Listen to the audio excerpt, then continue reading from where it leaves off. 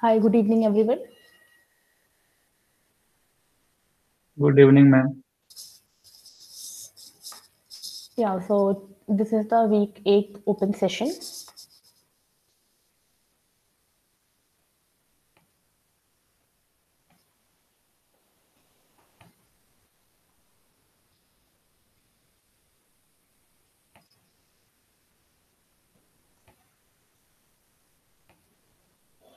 Yeah, my screen is visible now. Yes, ma'am. Okay.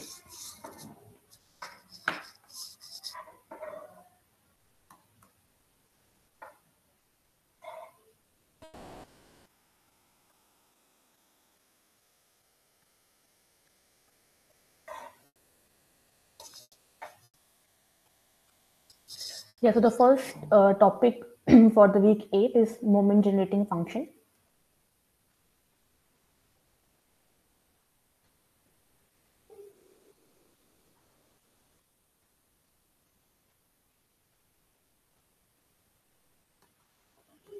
Okay.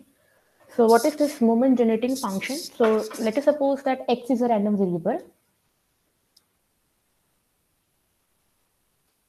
Okay. Then the MGF. Okay, so in short, moment generating function is called as MGF. Okay.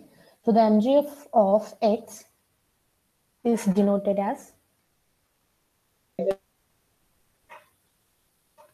mx lambda. Okay, and it is defined from real to real life. Okay, now what is the mx lambda? The MGF is defined as the expectation of e to the power lambda x. Okay, so what is e to the power lambda x? It is a function of x, right? Yes. Okay, so we have to take the expectation of this function. Okay, so now suppose if x is a discrete random variable,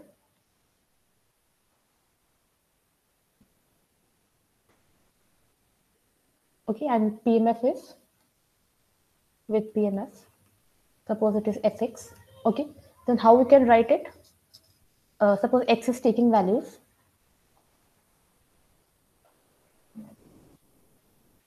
x1, x2 up to xn. Okay, then how we can write mx lambda? So how we take expectation of something? Okay, suppose let us suppose gx is a function of x, and here it is e to the power lambda x. Okay, and you have to take the expectation of e to the power. Sorry, expectation of gx, this function. Then how we can write it? What will be the formula in fx this case? fx of xi into gxi sigma. Yeah, so it will be summation of that function into that corresponding probability, right? Suppose, okay. So this will be the expectation of gx, right? And here the function is e to the power lambda x, okay. So it will be the summation of e to the power lambda x, and we are taking the PMF as fx, okay. So how we can write it? It will be fx. So at first it is taking value x1 e to the power lambda x1 plus fx at point x2 e to the power lambda x2, right, up to n times,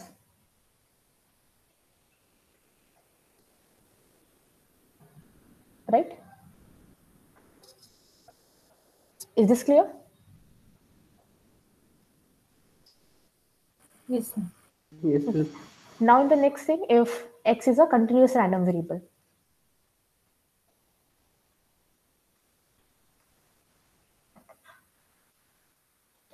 okay, with PDF fx, okay, and suppose the support is tx, okay, then how we can write mx lambda? So it will be the integral of e to the power lambda x into the corresponding PDF, right? Okay, and here we will take the limit over x. Is this clear? Yes, ma'am. Okay, now why it is called the moment generating function?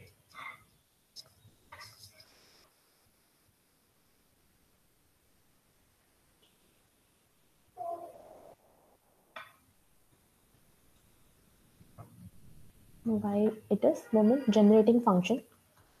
Okay, so what is the, first of all, we will see what is the formula for MGF. So it is mx lambda.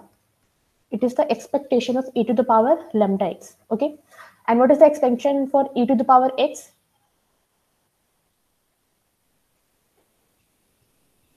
Anyone?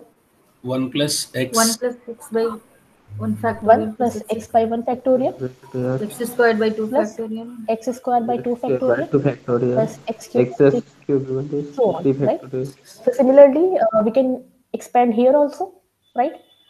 So here, at the place of x, it is lambda x, right? So it will be 1 plus lambda x by 1 factorial plus lambda x whole square divided by 2 factorial plus lambda x whole cube divided by 3 factorial, right? Okay. Now if we take expectation on this, so expectation of 1, what it will be? 1. 1, right? The next it will be lambda times expectation of x, right? Expectation of x. Then it will be lambda square divided by 2 factorial expectation of x square, right? Okay, next it will be lambda cube divided by 3 factorial expectation of x cube, right? And so on. So here you will see that these expectation of x square, expectation of x cube, and so on. So these are nothing but the moments of x. Okay, so this is your first moment. This is your second moment. This is your third moment. Okay, and similarly you can find for others also. Okay, so what are these moments? Do you know what is moment?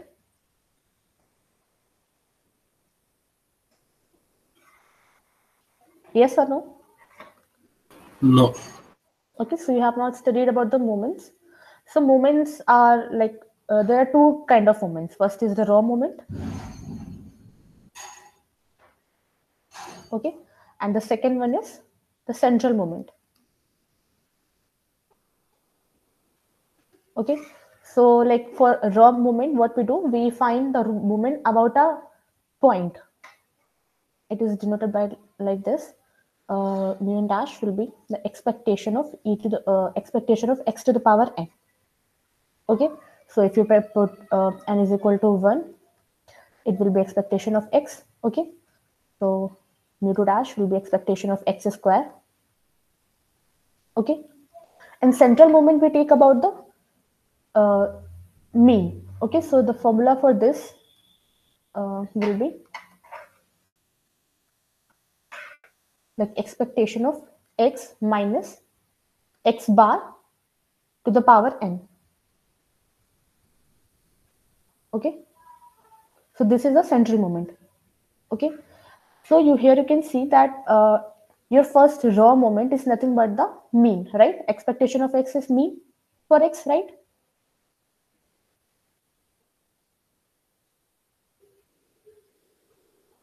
Right, expectation of x is mean, right? Right. Yeah. Okay, and for central moment, so if you put n is equal to 1, then it will be expectation of x minus x bar to the power n is equal to 1. So this will be expectation of x minus expectation of x square will be x bar will be x bar. Okay, so it will be x bar minus x bar, which is 0, right? Now if you put x n is equal to 2, then it will be expectation of x minus x bar whole square. Okay, and x minus x bar, you can write it like expectation of x, right? And what is this formula? This is variance, right? Okay, so here you can see that from this moment generating function, it is creating or generating the moments of that random variable, right? So that's why we call it as moment generating function. Okay, and this moments gives you the idea about the distribution of the random variable. Okay, So first moment is mu, and second moment is variance, and so on. Huh? see, first raw moment is your mean.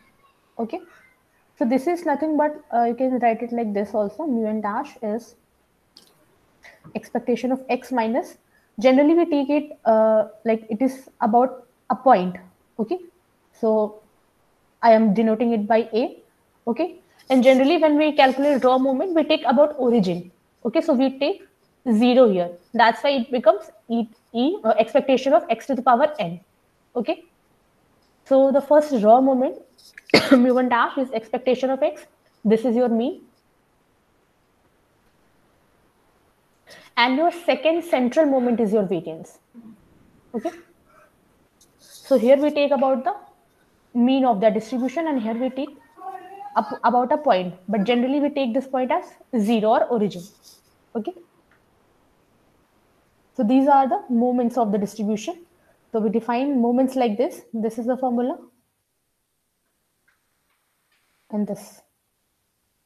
Okay, so from this moment generating function, it creates or generates the moments about for that particular random variable. Okay, so that's why it is called moment generating function. Okay, if you write few more steps for this, it will be expectation of x to the power 4. That will be your fourth moment. Okay, similarly you can find for others also. It will be expectation of x to the power n, right? Is it clear? Yeah. Excuse me, ma'am. Hmm. Ma'am, how did you find the value of mu for n is equals to 1 for central movement? This thing. Yes, ma'am. See, what is the formula? Expectation of x minus x bar whole power n, right? So what we have Yes, done, ma'am. we have put n is equal to 1. So the power will be 1, right? And when you open the this bracket, it will be expectation of x minus expectation of x bar. And x bar is your constant, some numeric value, right? So if you take Okay. expectation over x bar, it will be x bar only. Okay, and Mm-hmm. expectation of x will be x bar. Okay, so this will be 0. Oh, thank you. Thank you, ma'am. Understood. So essentially, when we talk about the moment, in case of raw moment, it is with respect to the origin, and in case of central moment, it is with respect to the Mean. with Yeah, the expected mean. value. Yeah, expected value. Yeah. Okay. Okay.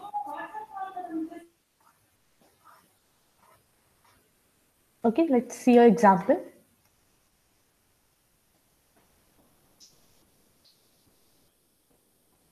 Okay, suppose x is taking value -1, 0, and 2 with the probability 1 by 2, 1 by 4, and 1 by 4. Okay, now you have to write the MGF of this x. Okay, now how we can write it? We can see the formula here for discrete case. So what is, like if we have to write the e to the power lambda x1. Okay, this is the values x1 x2 are the values that x is taking here, right?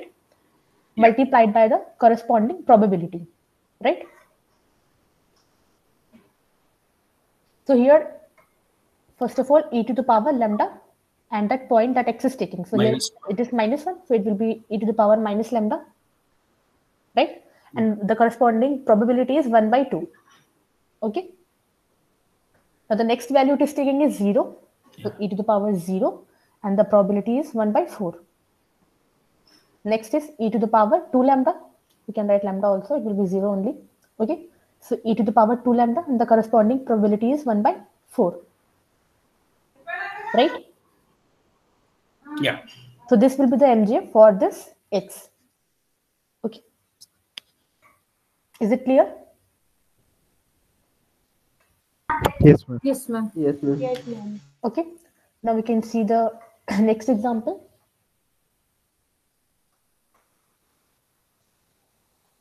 Okay, suppose 1 minute, just a minute.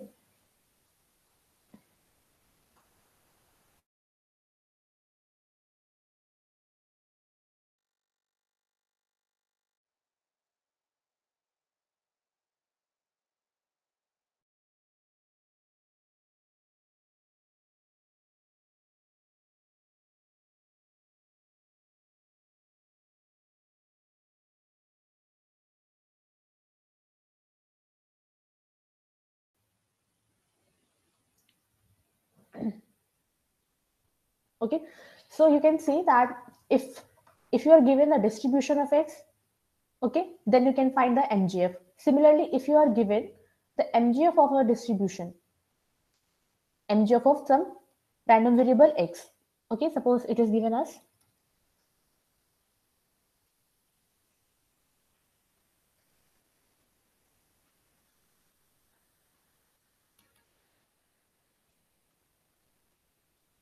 okay, then here we can find the distribution of X also, right? So you can see these are the values, like the whatever in the multiplication of lambda, that will be the value that X will be taking, right?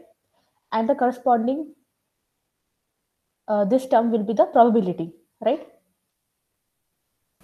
Yeah. So here you can see that X will be taking value 3 by 2 minus 3 minus 1, 1, and it will be 0. We can write it like e to the power 0, right? Yeah. Okay, so X is taking value minus 3, this one, minus 1, 0, then 0, 1. okay, then 1, and 3 by 2, right? Okay, and what will be the corresponding probability? So for minus 3, 1 by 6 it is, okay, so it will be 1 by 6. For minus 1, it is 1 by 8, 1 by 8. okay. For 0, it is 1 by 4. 1 by 4. For 1 it is 1 by 1 by 8, 8. okay. And for 3 by 2, 1 by 3. it is 1 by 3, right? Madam, can you repeat again? Sorry. Yeah. See how we find it. Let us understand first how we write the MGF of if you are given the distribution of X. Okay. So what you have to do, just remember this formula. Okay. So what we are doing, we are taking the expectation of this term, right? So how we can write like that function into that corresponding probability. Okay.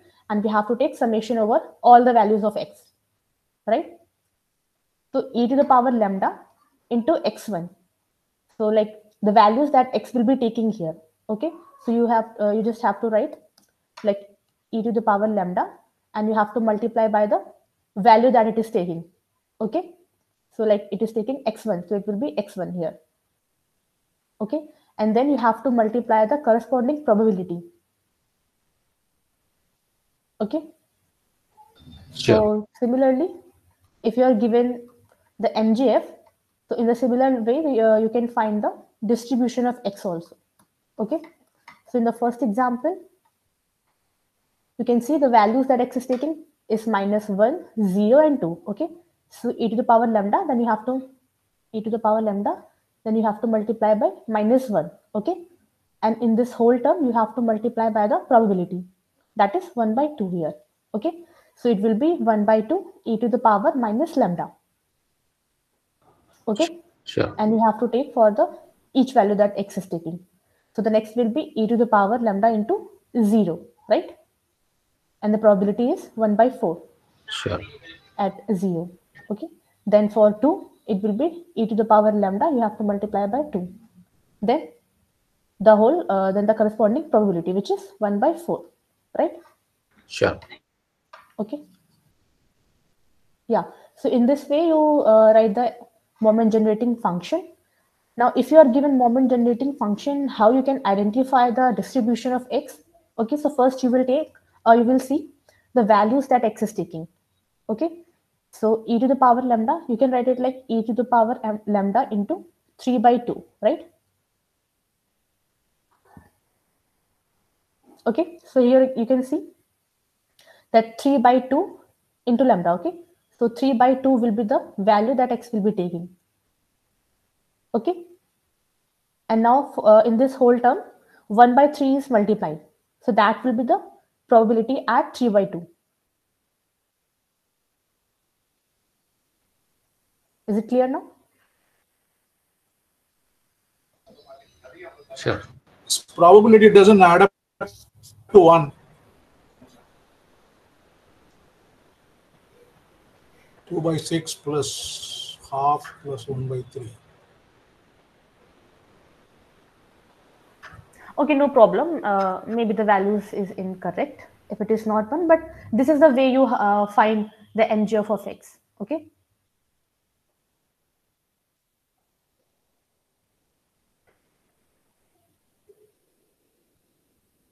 Is it clear now?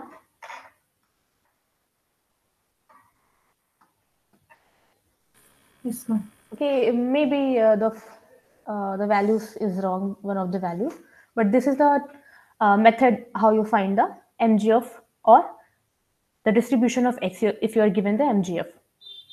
Okay.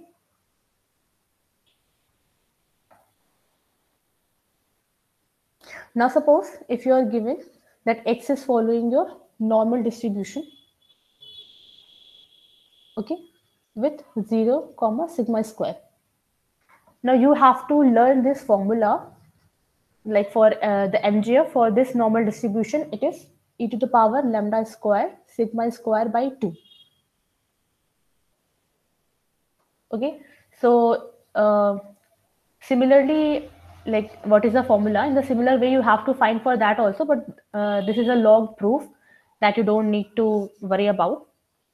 Okay, you just have to learn this formula that the MGF for normal will be e to the power lambda square sigma square by 2.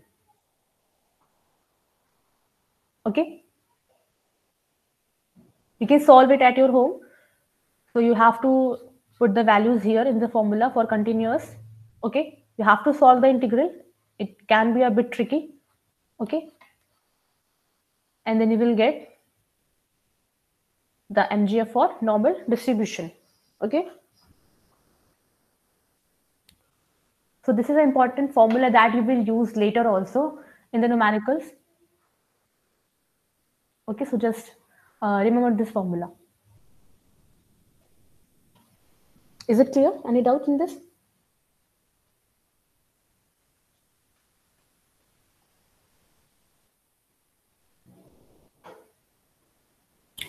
Yeah, no problem. Clear. Okay, yeah. So like here it is normal 0 comma sigma square. Like if you are given normal mu comma sigma square, then the formula is like e to the power mu lambda plus 1 by 2 sigma square lambda square. If you put 0 here, then it will be e to the power half sigma square lambda square. Okay, so this came from this. Is it clear? But you don't need to worry about this formula. Okay, just remember this one. Actually, what did you say? Okay, I am saying that here it is normal 0 comma sigma square. But what if the normal distribution is having the mu mean as mu? It is not 0. Okay, then the MGF for this case, it is e to the power mu lambda, okay, plus half sigma square lambda square. Okay, you can compare this formula with this. Like if you put 0 here, okay, so in this case mean is 0, right? So if you put mu is equal to 0, then you will get this formula only, e to the power half lambda square sigma square, which is same as this, right? Yeah. Okay. So this is the formula you will get after integrating that formula for MGF. Okay. But you don't need to worry about that proof. You just remember this formula here at this point of time. Okay.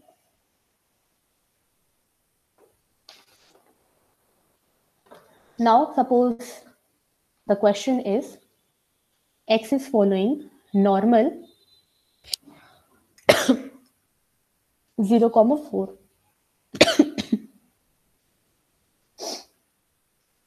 And you have to find the fourth moment. Okay.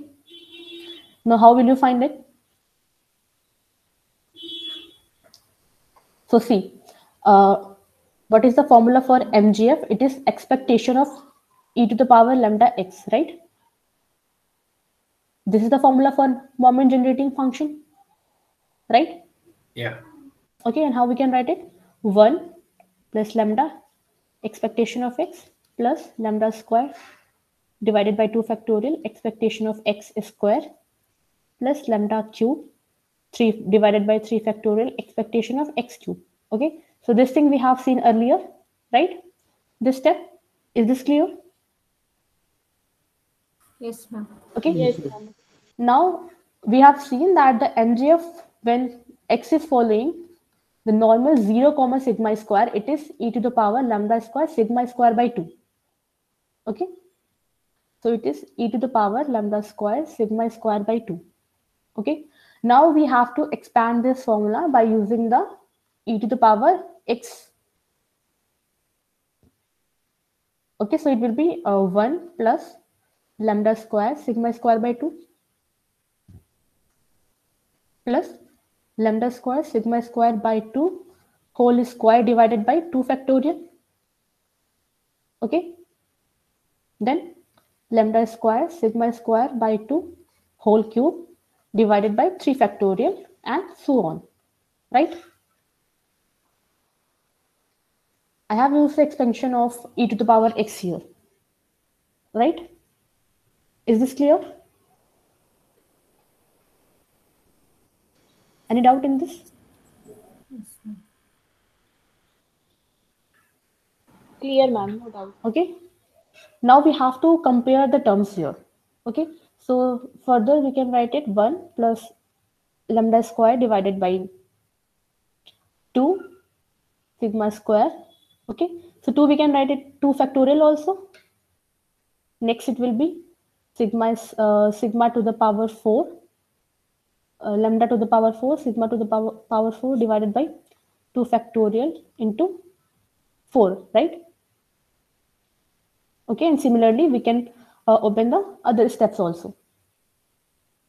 Here we have to find fourth moment. Okay, so what will be your fourth moment? So fourth moment in this series, if you see, it will be lambda to the power 4 divided by 4 factorial into expectation of x to the power 4, right?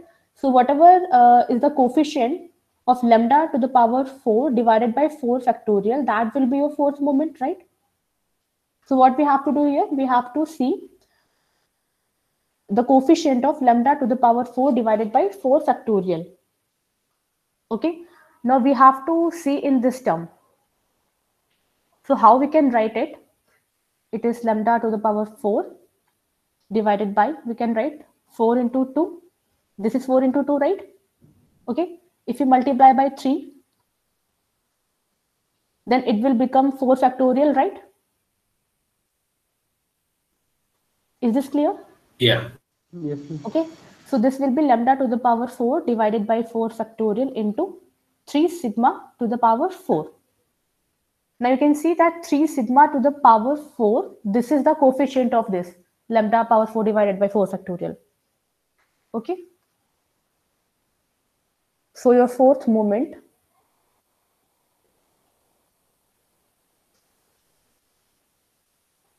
will be 3 sigma to the power 4. Okay. And value of sigma is given here. So 4 is your sigma square variance. Okay.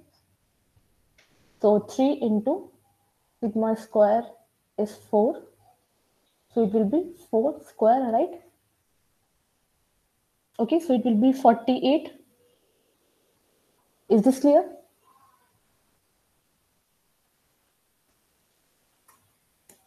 Yes, ma'am. Actually, fourth moment means don't we need to go to till fourth of x, ma'am? Sorry. No, here they are asking for fourth moment. Yeah. Fourth moment, is it not? Don't we need to go till the fourth power of x? Here we actually expanded because there is a square given. The second term or third term itself became to the power of 4. Actually, am I clear? I doubt. See. If you go, here. Yeah. So if See, you see, you have to compare from this term. Okay. which, see, e power, no. So here you have seen that this is your first moment. Okay. So here you can write one line that lambda to the power k divided by k factorial. Okay. So the coefficient of this. Okay, 1 minute.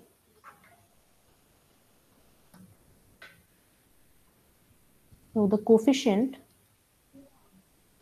of lambda to the power k divided by k factorial is kth moment. Quotient of lambda k. By k factor. Okay, lambda to the power of 4. Lambda to the power of k. Okay. So that will be your kth moment. So here in this case, you can see that the power of lambda is 1. Okay. So this will be your first moment. Okay. Okay. Here it is lambda square. Okay. So e to the power x square. Sorry, I mean expectation of x square. That will be your second moment. Okay. So similarly, lambda cube here it is. So expectation of x cube. This will be your third moment. Okay. Correct. Okay, so from the formula also you have seen that this was the formula for the moment. Okay, as you put the value of n here, that will be the like if you are putting n is equal to 1, that it will be your first raw moment. If n is equal to 2, then it will be your second raw moment in this way. Okay, so here in this question you can see that you have to find the fourth moment. Okay, so the coefficient of lambda to the power 4 divided by 4 factorial. Okay. So what you're saying is based on the lambda power, not based on the power of x or something, right? Yeah, no. Yeah. Okay. I was thinking that we need to go till the fourth term where we get the x power. I mean, No. Here here the third term values. is No, you here don't in worry the about second. the power of x here. You just have to see what is the coefficient for lambda to the power k divided by k factorial. Okay. So that will be your corresponding kth moment. Okay. Oh, okay.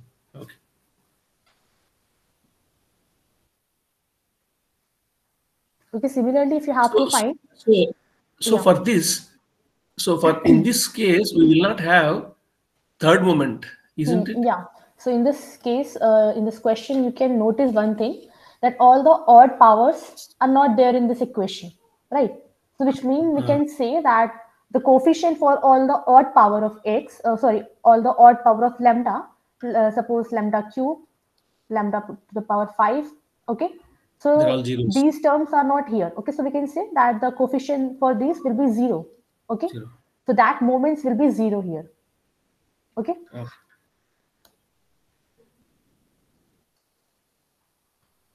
Now is it clear? Yeah. Okay, yeah. So similarly, you can find if the question is like for sixth moment, okay, then what we have to do? So this term will be giving you the sixth moment, right? Lambda to the power 2 into cube. Okay, so that will be giving you the sixth moment. So you have to make the coefficient like, first you have to make something like lambda to the power 6 divided by 6 factorial. You can multiply or divide some numbers to make it 6 factorial. Okay, then you will see what is the coefficient for this term. Okay, and that coefficient will be the value of the sixth moment here. Is it clear? Like here, to make this term 4 factorial, I have multiplied by 3 and divided by 3, right? Yeah. Okay. So if you are asked the sixth moment or any other moment, then you have to make the things accordingly. Like if lambda to the power k, then you have to make k factorial here. Okay. So you will multiply or divide something if needed. Okay. Then you have to see the coefficient of this term. Yeah, okay. Here, if we need to translate it into the probability, what is the probability here? Is it the 3? Because we from the MGF, MGF, if we need to find the range of x and the corresponding probabilities, what do they translate here? I mean,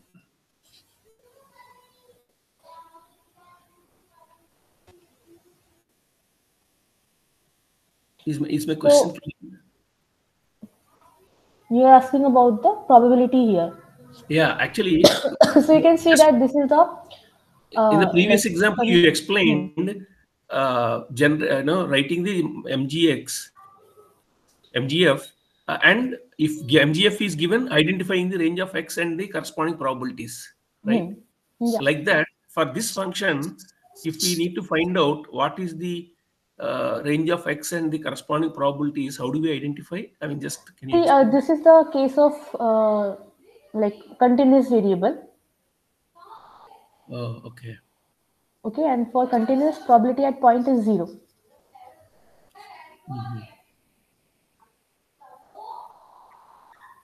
Okay.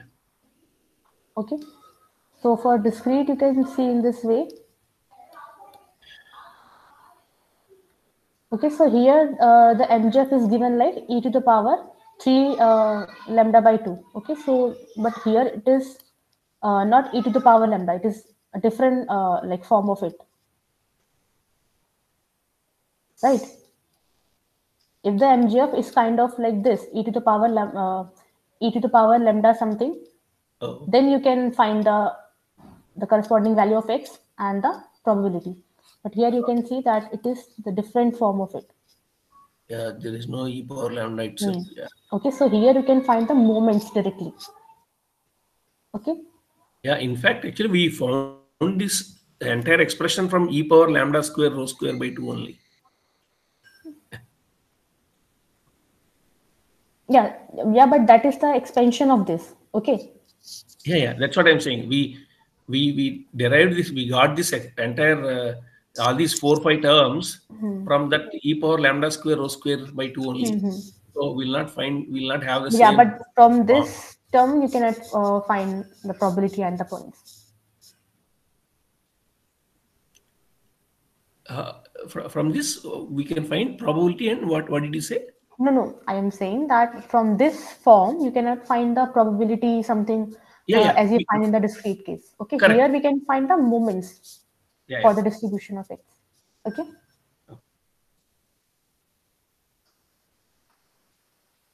Okay, the next topic is MGF of sum of two independent random variables.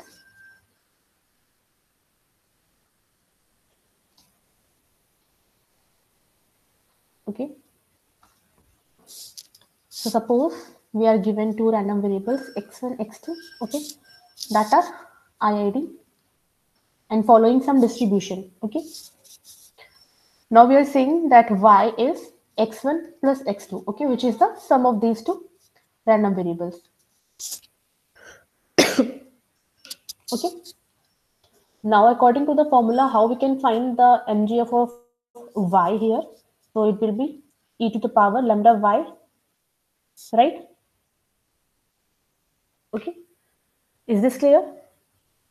Like for mx lambda, it was e to the power lambda x, expectation of this. Okay, but here I am writing it as y. Okay. And what is y here?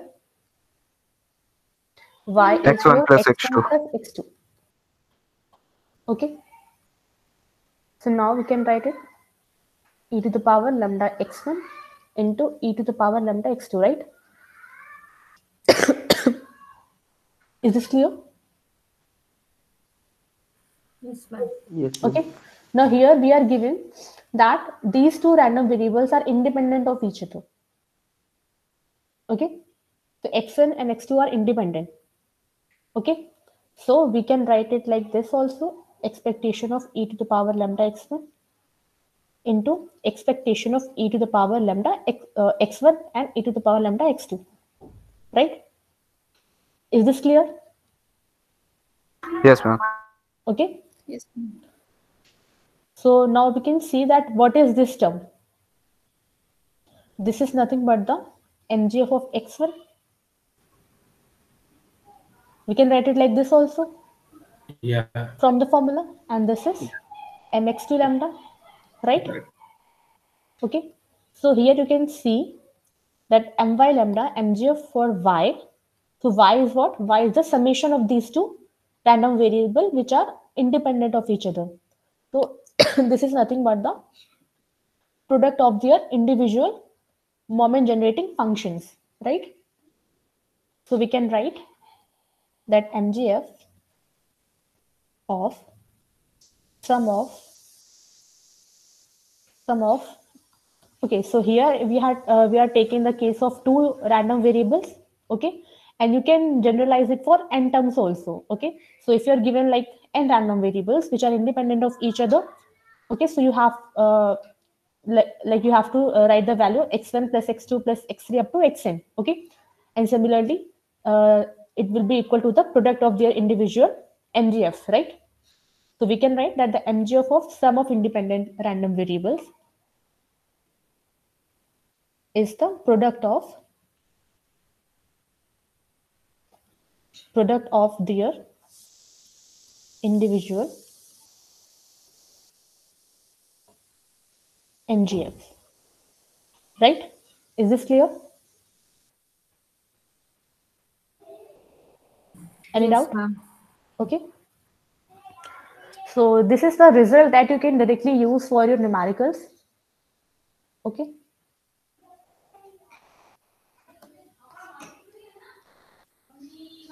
okay,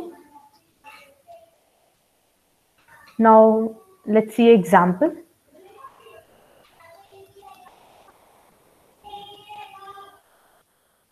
So this is the question that I have taken from the activity 8.1, I think it was.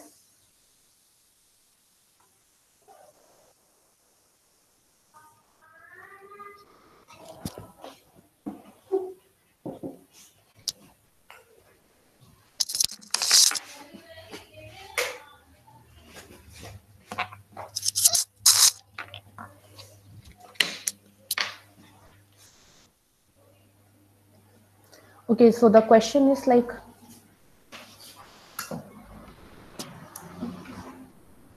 that x1, x2, x3, so these are IID random variable.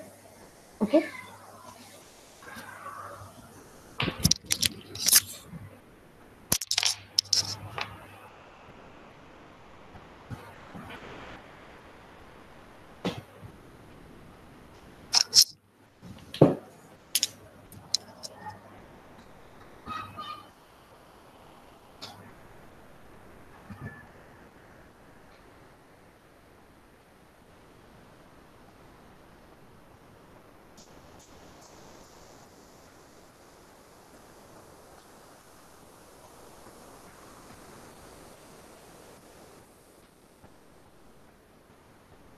yeah, so this is your question.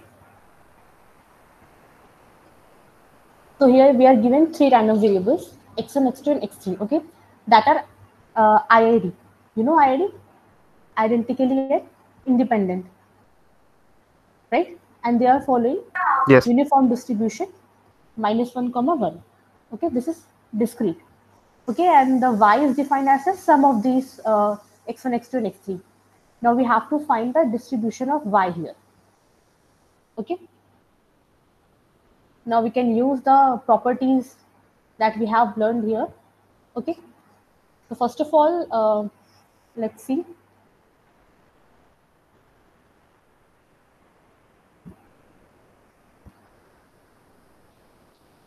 The formula for MGF is this, right?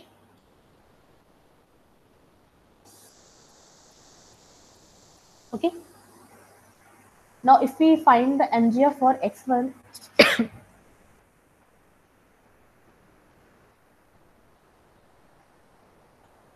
so what it will be? E to the power minus lambda into 1 by 2 plus e to the power lambda into 1 by 2, right? Is this clear? Yes, ma'am. Okay. Yes, ma'am. Now, what we have to do, we have to find the MGF for y. Okay. So this is suppose for xi.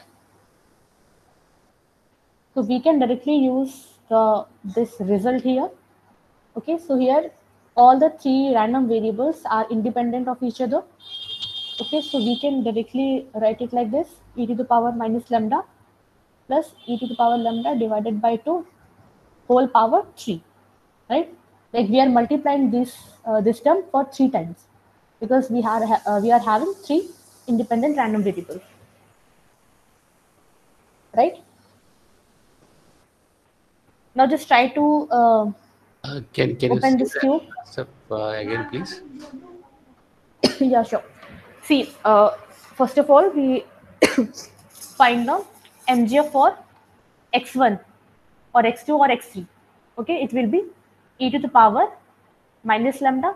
So in the question, we are given that x is following minus 1 comma 1. Okay, and it is a discrete uniform.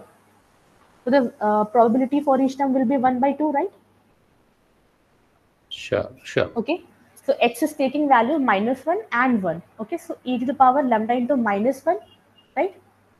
Then multiply by the corresponding probability, which is 1 by 2. Correct. Okay, so this will be the MGF for x1, x2, and xc. Like I have written it xi. Okay, if you put the value of I, so here I is taking value 1, 2, and 3. Okay, so for all the three x1, x2, and xc, this will be the MGF. Okay, for Okay. x1 this is the MGF, for x2 this is the MGF, for x3 this is the MGF, because they both all the three are following the same distribution, right? Correct. Now we have to find the MGF for the sum, right, which is y. So it will be, so from this result what we have seen that here y was equal to x1 plus x2. So we multiplied the MGF of x1 and x2. Now here we have to multiply the MGF of all the three. Okay, so you can write it like this: 3 times or 3 something. Is times. it you are Okay, multiplying and 6? replace. You added a cube there. Okay. Yeah, we have to write it for 3 times so that then it will be the cube. Okay. Got Now it. expand this term. Open the cube.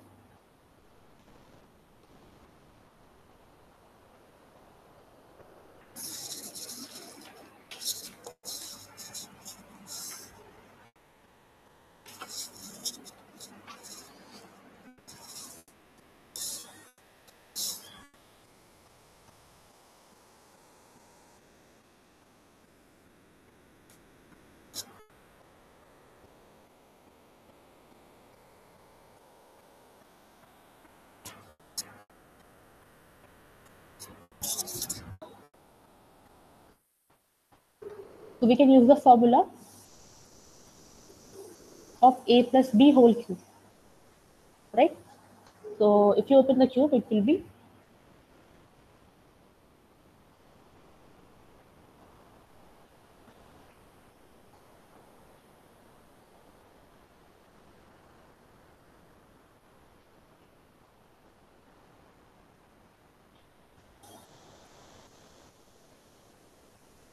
Is it correct?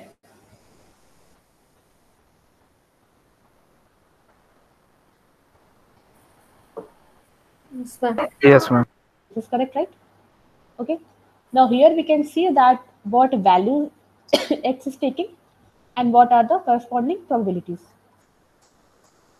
-3, -1, 1, 3. Yeah, so it is -3, -1, +1, and +3. Yes, ma'am. Okay, and the corresponding probabilities will be 1 by 8, 3 by 8, 3 by 8, 3 by 3, 8, and 1 by 1 by 8. 8. Right? Is it clear? Yes, ma'am. Okay. Now, we have seen a concept of centralized random variable.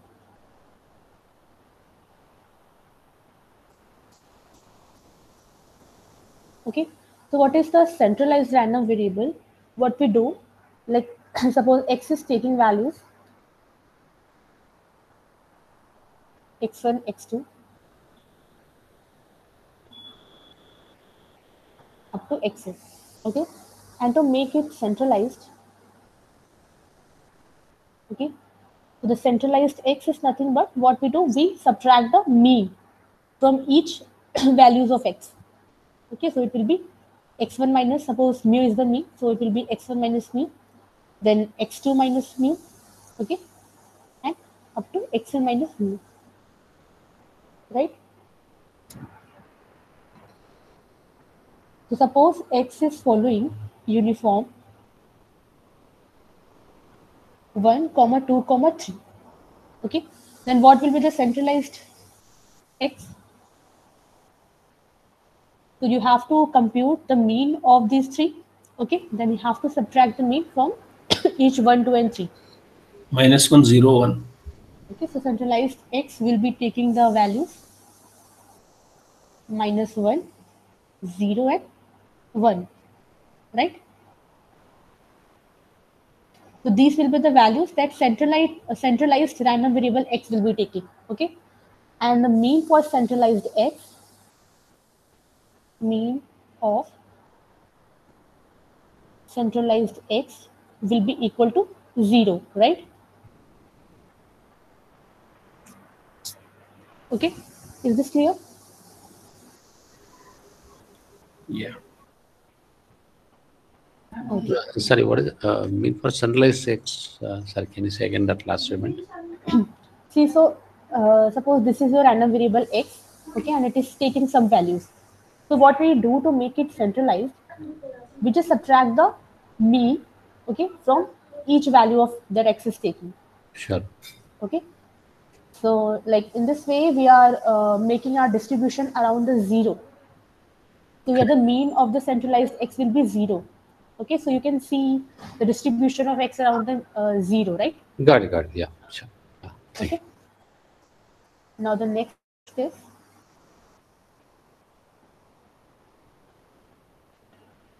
MGF of the sample mean, the moment generating function of sample mean.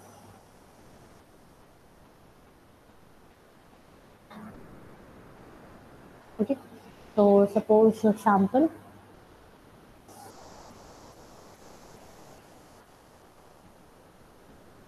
okay, so x1, x2 up to xn is the sample which is IID. Okay, this is identically and independently distributed and following some distribution. Okay, then what is the sample mean? So sample mean, so it will be equal to x1 plus x2 summation of all the values divided by n, right?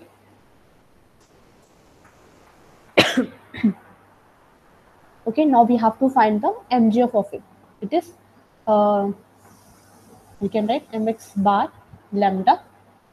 So we are finding the moment generating function of the sample mean. Okay, that's why I have written here x bar. Okay, so how we can write it? According to the formula, it will be expectation of e to the power lambda x bar, right? Is this clear? Yes, ma'am. Okay. Yes, ma'am. Now further we can write it like expectation of e to the power lambda, and this is summation of all the n values divided by n. Okay. Now we can write it expectation of e to the power lambda x1 divided by n, right? E to the power lambda xn divided by n, right? Is it clear? Yes, ma'am. Yes, ma'am. Okay. Now we have seen that here also all the x1, x2 up to xn are IID. Okay, they are independent. So we can write it expectation of e to the power lambda x1 divided by n. Okay. up to expectation of e to the power lambda xn divided by n, right? Okay, Yes, now ma'am. further we can write it like, so this will be the mgf of x1 divided by n, right? Is this clear? Okay, Yes, ma'am. so the coefficient of lambda, it is x1 divided by n here. So this will, so it will be the mgf of this term, like x1 by n. Okay, so we can write it for all the terms similarly, right? So mx bar lambda, which is the mgf of sample mean here, that will be the product of mgf of these terms, right? Okay, so what we have done here in the each term, we have divided by n. Is it clear? Okay, now let us understand by an example. So suppose X is your centralized Bernoulli.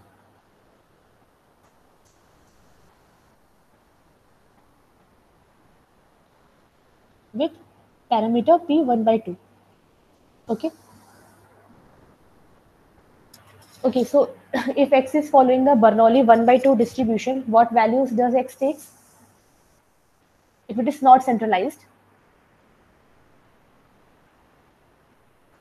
what values X take in Bernoulli distribution? 1 by 2, comma 1 by 2. No, minus P, No. 1 minus P. No, Minus I am P. asking the values that X take. It is 0, 1. 0 right? and 1, yes. Okay, 0 and Yeah. 1 that X takes. Okay, so 1 with probability P and 0 with probability 1 minus P, right? And here but the value of P is 1 by 2. Okay, so it will be 1 by 2 and 1 by 2, Yes, ma'am. right? Okay, and here we are taking the centralized Bernoulli distribution. So what we have to do, the values that X is taking, we have to subtract the mean. Okay, what will be the mean here? P. P is what? P is 1 by 2 is given here, right? Okay, so we have to subtract 1 by 2 from each 0 and 1. So it will be minus 1 by 2, comma 1 by 2. Okay, so these are the values that X will be taking if it is centralized Bernoulli 1 by 2, right?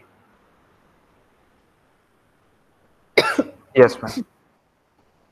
Yeah, sorry. Okay, so and the probability will be these only, 1 by 2 and 1 by 2, right? So the corresponding probability will be 1 by 2 and 1 by 2, right? Is this clear?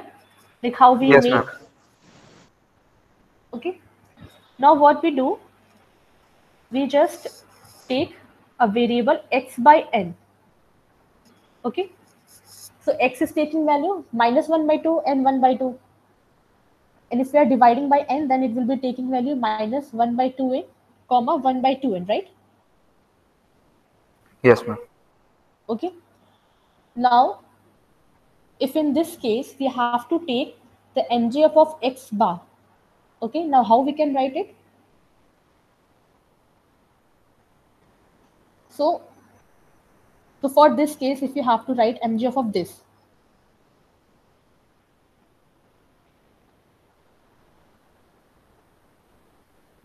what it will be? E to the power minus lambda by 2n multiplied by 1 by 2 plus e to the power lambda by 2n multiplied by 1 by 2, right? This will be the mgf. Yes, ma'am. Okay. Now from this formula, we have seen that x bar, like mgf of x bar is nothing but the product of the mgf of x by n, right? Yes, ma'am. Okay. So what we have to do? This is the mgf for one random variable. Okay. So we have to multiply it for n times, right? So it will be e to the power minus lambda by 2n plus e to the power lambda by 2n divided by 2 and whole power n, right? Yes, ma'am. Okay. Yeah. What does actually n refer to here? Sorry. Yeah, a number of random variables. Yeah. X1 up to X2, X1, X2 up to Xn. That is the n. Okay. Now here you can see that I have divided by n. Okay, so this is kind of a scaling that we are doing in with our random variable, right? If you multiply uh, some number in your random variable, that is called you're doing scaling with your random variable, right?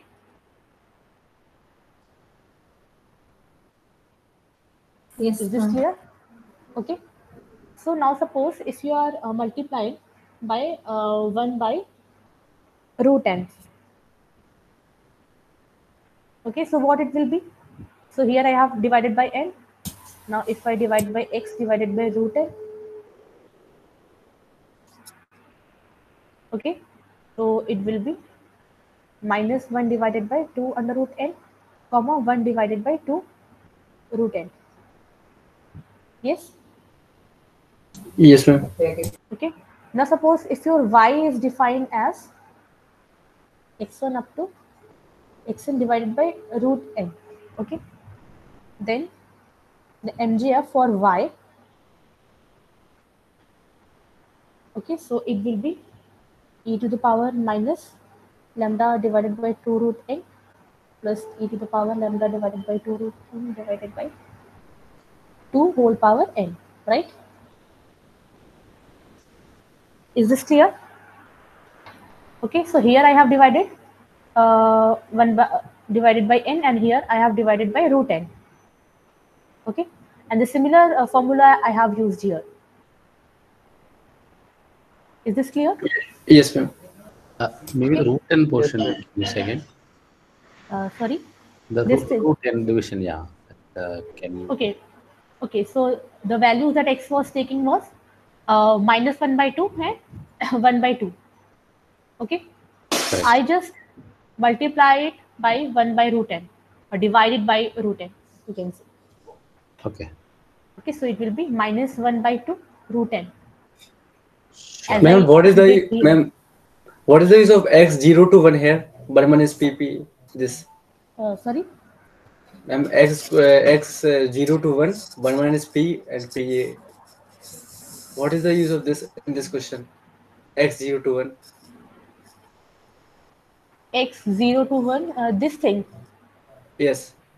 Yeah, to make you understand, I just told you, like, if it is Bernoulli, if x is following the Bernoulli distribution 1 by 2, okay, then it will be 0 comma 1. X will be taking the values 0 comma 1 with the corresponding probability. For 1 it is p, and for 0 the probability is 1 minus p, right?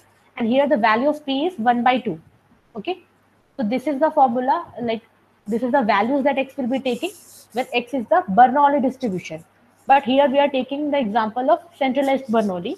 Okay, so to make the distribution centralized, what we do, we subtract by the mean. Okay, so in this case, what will be your mean? Mean will be 1 by 2, right? For Bernoulli distribution, the mean is p, Okay. right? Okay. Okay, What it will? so okay, so it will be minus 1 by 2 comma 1 by 2.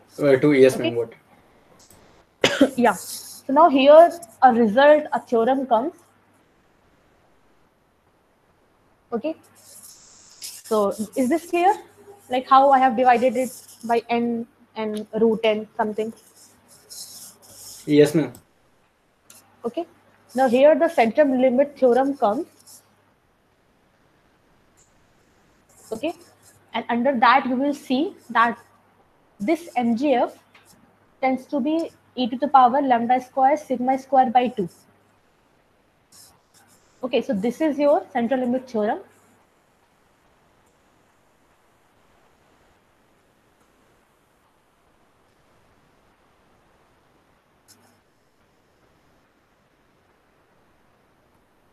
In short, we call it CLT.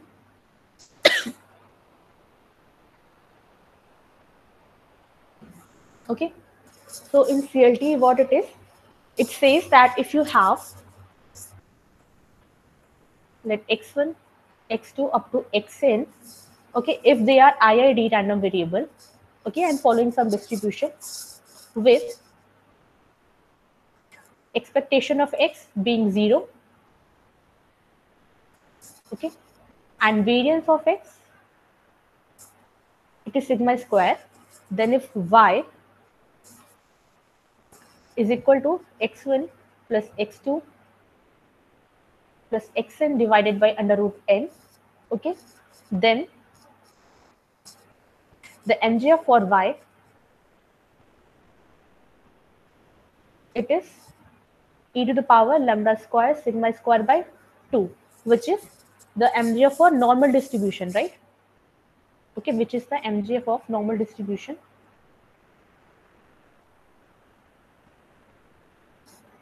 Normal 0 comma sigma square. Okay, it is e to the power lambda square sigma square by 2 that we have seen earlier, right? Yes, ma'am. Okay, so that's what we study in the central limit theorem. We don't need to worry about the proof of central limit theorem. Okay, we just have to see its application part. So now from central limit theorem, how we can find the how we can approximate the probabilities from this result.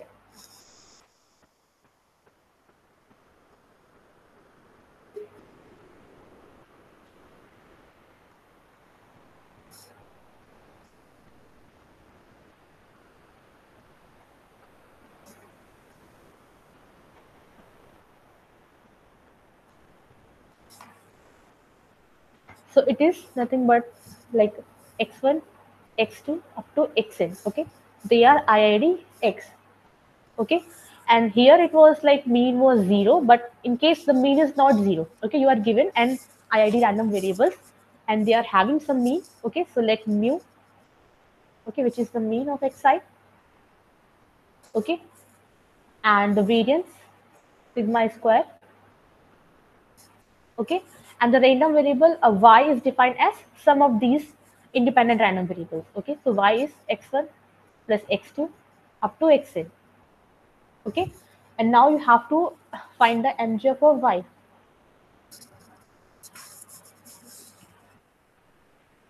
So here you can see that y minus n mu divided by root n. Okay, that follows your normal 0 comma sigma square. Okay, so here you can see that if you find the MGF of it, it tends to be the MGF of normal distribution. Okay, so you can we can say that the distribution of y will be the normal distribution, right?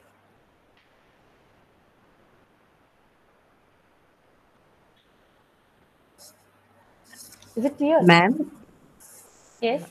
ma'am, Okay. actually I have a question.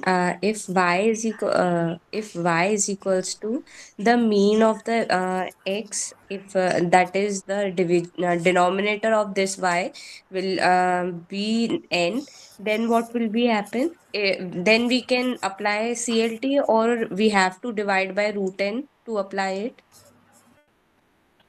If you are saying that if y is mean. Yes, ma'am.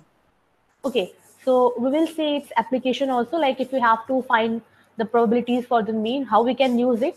We will solve some question, then you will get it. Okay, so here what it is, like this term, okay, this will be following your normal 0 comma sigma square, and you can write it like this also,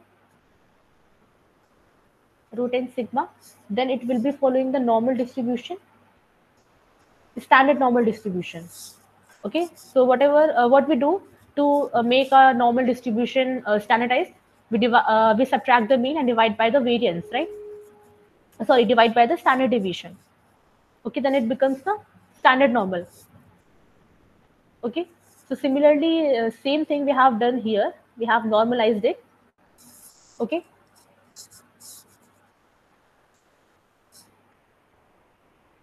Okay, now let's see some questions of it. Then you can see that how we are using the central limit theorem to find out the probabilities. So it basically gives you the approximate probability. Okay, so what does it say? So you can see that if you are given some random variables, some IID random variables, then the sum will be that their sum will be following the normal distribution no matter what distribution of x is here.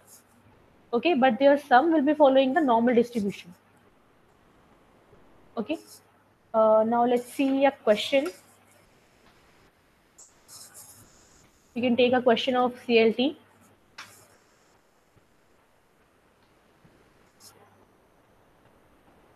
Let's take it from activity.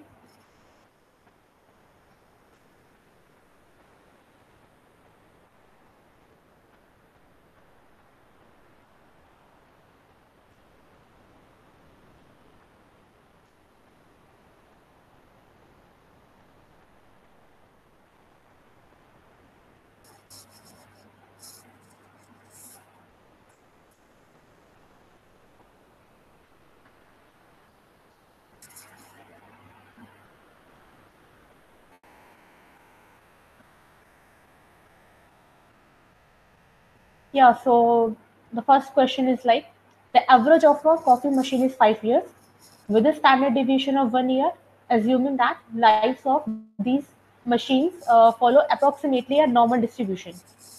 Okay, so here the lives of machine is following normal distribution with mean 5 and standard deviation 1, right?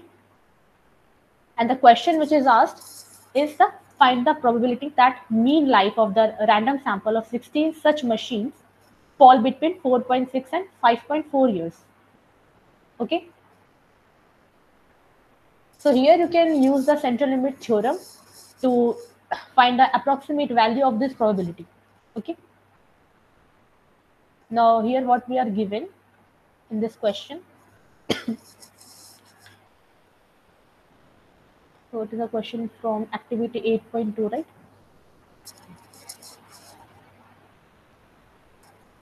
Okay, so suppose the random variable x is the life of machine. Okay, and we are given that x is following the normal distribution. Okay, lives of machine are normally distributed with mean 5 years and standard deviation 1. Variance will also be 1, right? Okay.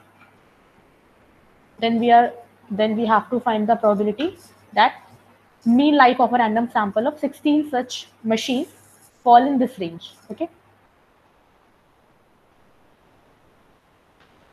So value of n will be 16, right? What we have to find here, we have to find that the mean life falls in this range, 4.6 to 5.4, right?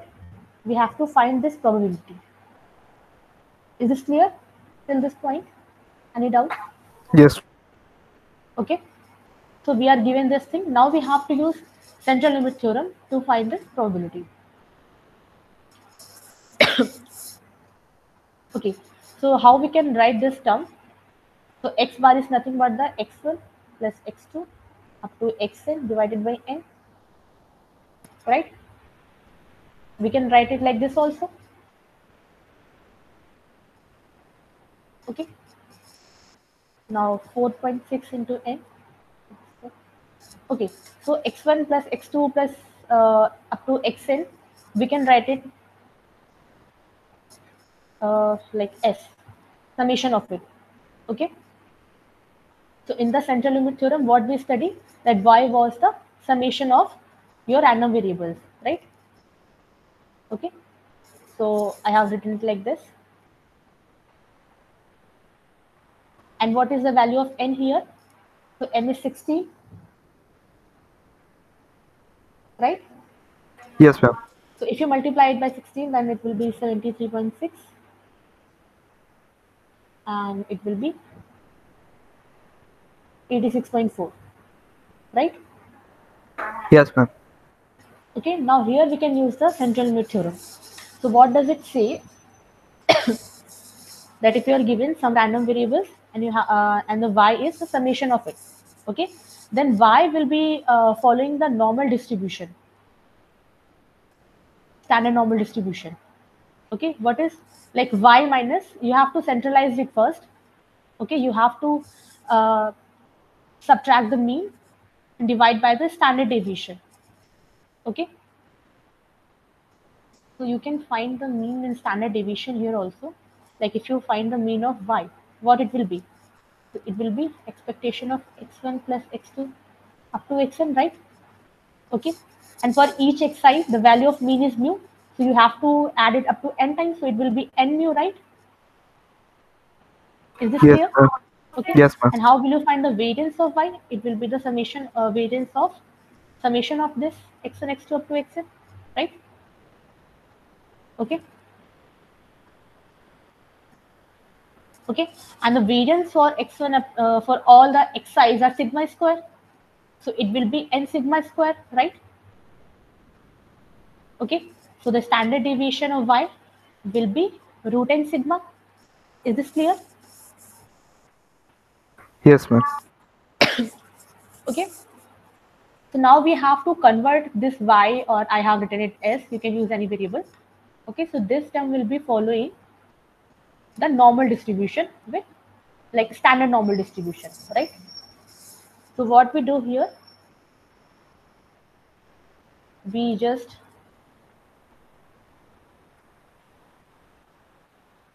do this thing. Okay, we have converted into the standard normal variable. Okay, now n is 16 and mu is given as 5, right? Yes.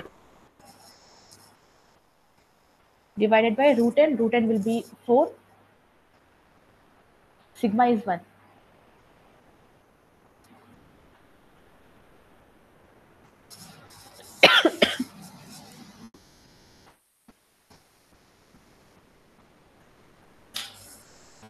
Okay, now solve it.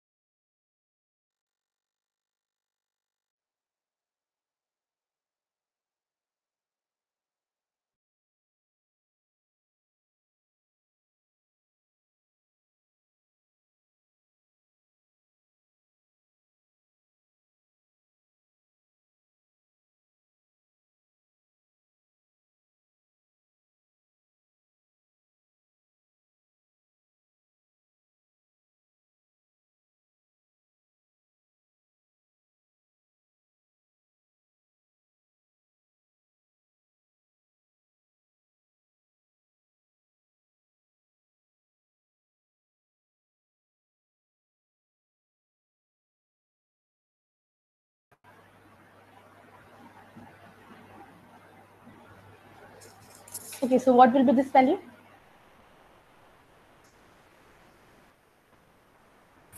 Minus 1.6. Okay, and this is your standard normal variable, right? So can I write it as z? Okay, so generally Yes. we represent standard normal variable as z. Okay, okay, and this will be 1.6, right? Yes, ma'am. Okay, so now how I can write it? It will be f 1.6 minus f of minus 1.6, right? Yes, ma'am. Okay, so it will be, 2 into f of 16, I guess. yeah, so it will be 2 times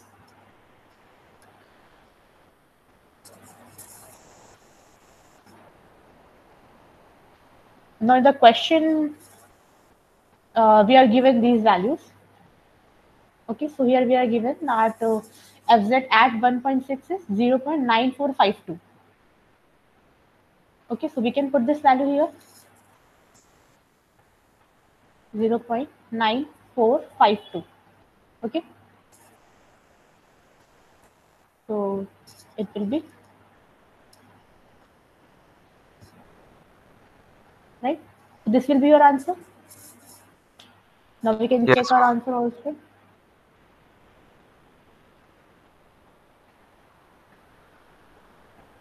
so answer is between 0.87 to 0.91.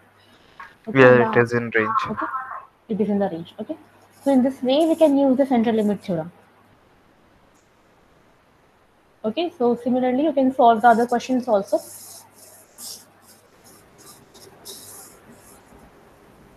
Is it clear now? Yes, ma'am. Yes, ma'am. Okay.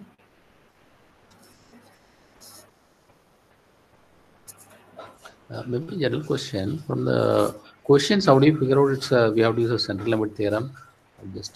I'm asking the other way. Let's say there's a question is given. How do we know we have to apply the central limit theorem or something else? Okay, so see,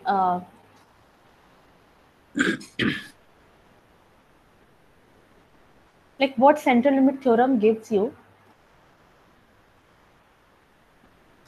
So it says that if you are given some random variables, id random variables, okay, then you can find the distribution of some of those.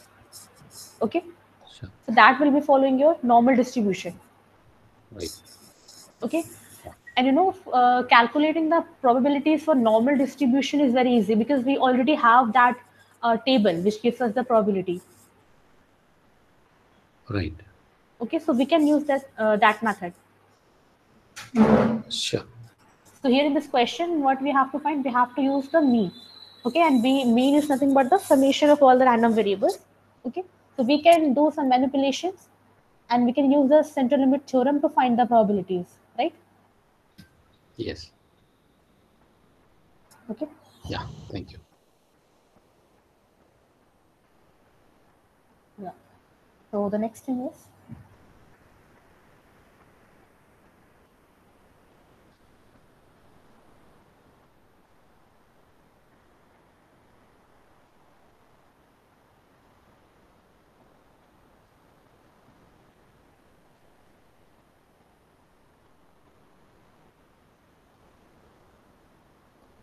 okay, so linear combination of independent normal. Okay, so suppose these are the random variables that are following normal distribution and they are independent also. Okay, and suppose that each xi is following normal with mu I comma sigma I square, right? And now y is defined is like this: a1 x1 plus a2 x2 up to an xn.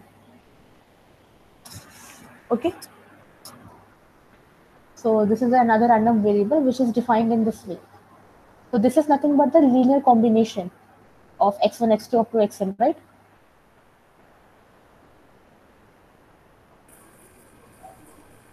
Yes, ma'am. Sorry. Okay.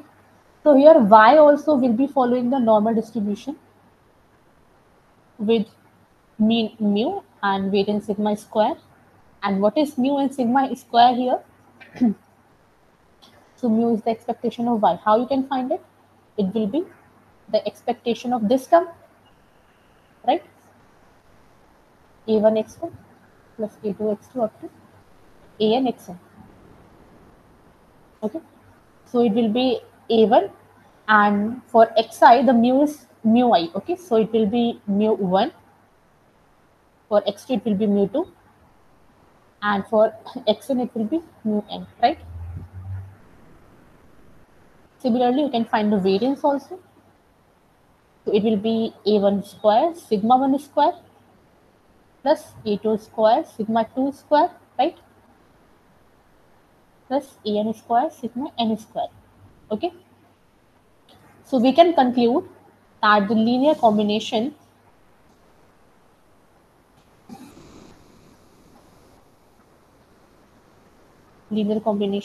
of independent normal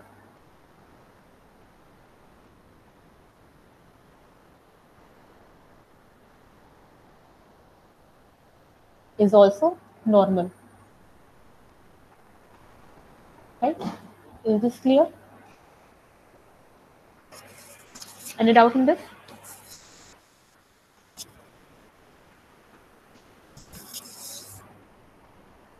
So next, there are few distribution in week 8.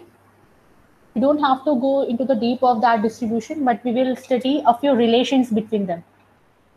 Okay. So the first distribution is the gamma distribution.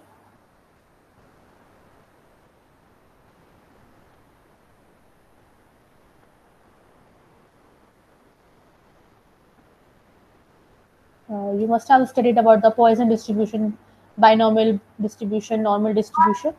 Okay, similarly, ma'am. there are few more distributions. Okay, so the gamma distribution, so we write it like this. X is following your gamma distribution, and it has two parameters, alpha comma beta, and its distribution is like this. It is proportional to x to the power alpha minus 1, e to the power minus beta x. Okay, it is proportional to this term, and x here is greater than 0. Okay, and the mean of the gamma distribution is alpha divided by beta, and the variance is alpha divided by beta square, and its MGF is 1 minus lambda divided by beta. So these are the few results that you can remember. Okay, we don't have to worry about their proofs and all.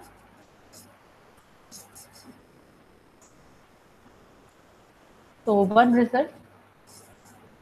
So sum of IID exponential distribution.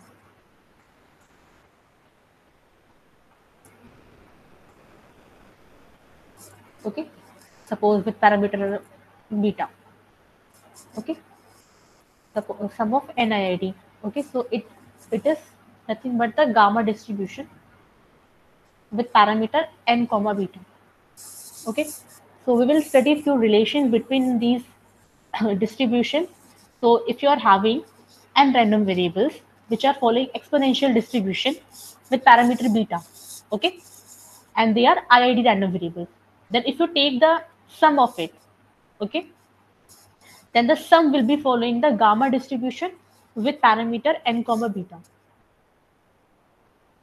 Okay, and one more result, that square of normal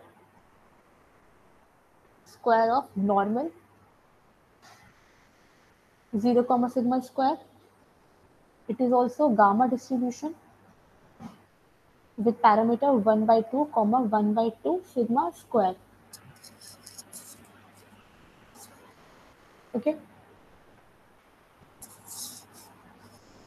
the next distribution is Cauchy distribution.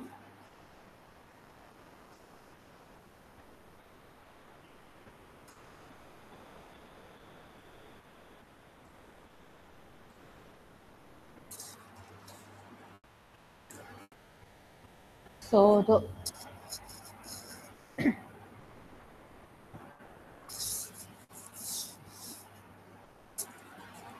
okay, and its PDF is defined as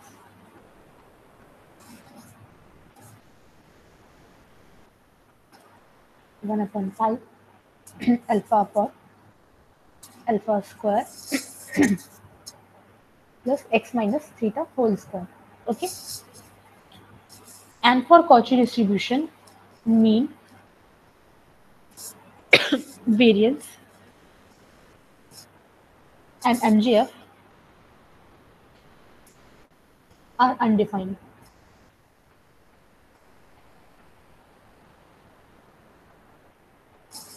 And here is one more relation.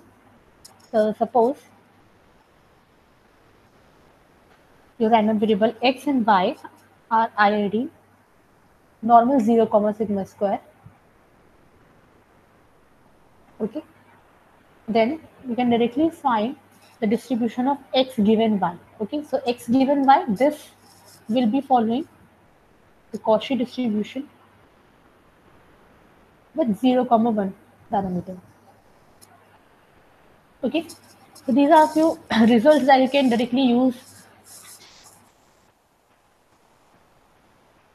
The next distribution is beta distribution. Actually, if the basic measures like mean, variance itself are not defined, then why do we use the distribution? Any Actually, these are some advanced topics. Like we use this distribution in some modelings. Okay. So mean, variance, and MGF are not defined because, like here, the range will be up to infinity, but it's not difficult to find here.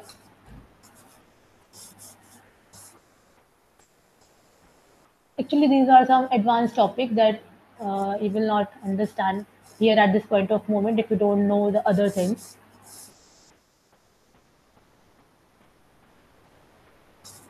Okay. So at this point of time, you can just remember these relations between them. Okay.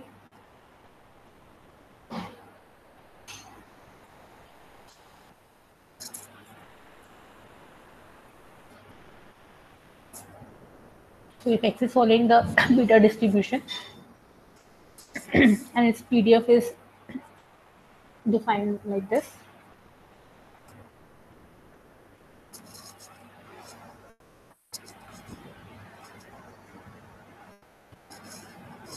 Here alpha is greater than 0 and beta is also greater than 0.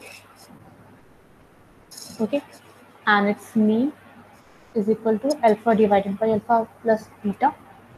And the variance is defined as alpha beta divided by alpha plus beta whole square and alpha plus beta plus 1. Okay. And here, suppose the X is following gamma distribution with parameter alpha comma 1 by theta, and Y is following gamma beta comma 1 by theta. Okay. So here one more relation is the X divided by X plus 1. Okay. And these two should be independent. So this will be following your beta distribution with parameter alpha comma beta. So here these two parameters should be equal. Then this quantity will be following beta alpha comma beta. So alpha is the parameter for the X and beta is the parameter for Y. Okay.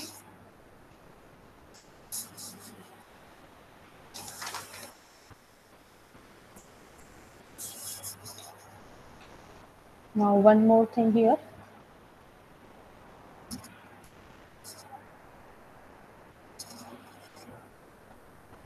Like sum of square of normal samples.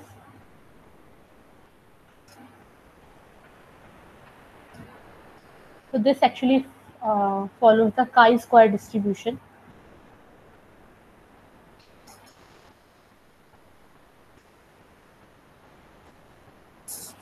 Don't worry about these distribution at this point of time. Actually, these are not in very detail in your syllabus. So here it is, like x1, x2 up to xn. If they are following the IID normal distribution with 0 comma sigma square. Okay. So then xi square. Okay, that will be following the gamma distribution. Okay, with parameter 1 by 2 comma 1 by 2 sigma square. Okay, and one more thing, that sum of n independent gamma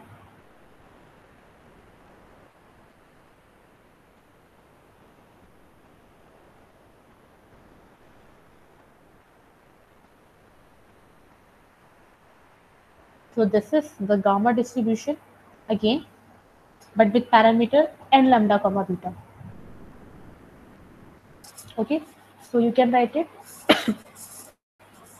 that x1 square plus x2 square up to xn square, that will be following the gamma distribution with parameter n by 2 comma 1 by 2 sigma square. Okay, so these xi were following this distribution, and you have to add it up to n times. Okay, so that will be n times alpha comma beta, which means n times n by 2 and this 1 by 2 sigma square. Okay,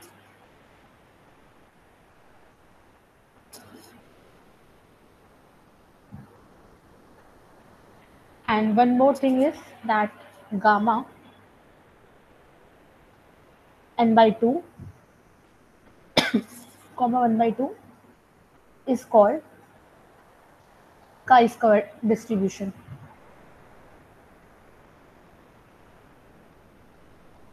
So these are the things that are in the week 8.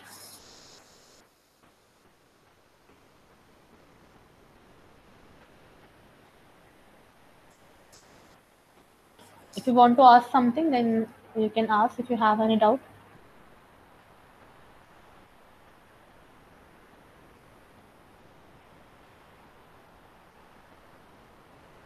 Hello. No, Ma'am, ma'am, please all show the clear. All clear, ma'am.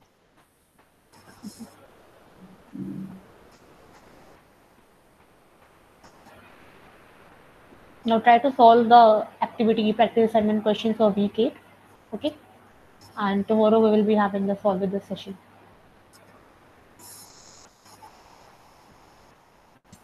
Okay, ma'am. Yeah. Okay, now may I end the session? Yes, ma'am. Yes, sir. Okay. Thank you, everyone. Thank you, ma'am. Thank you.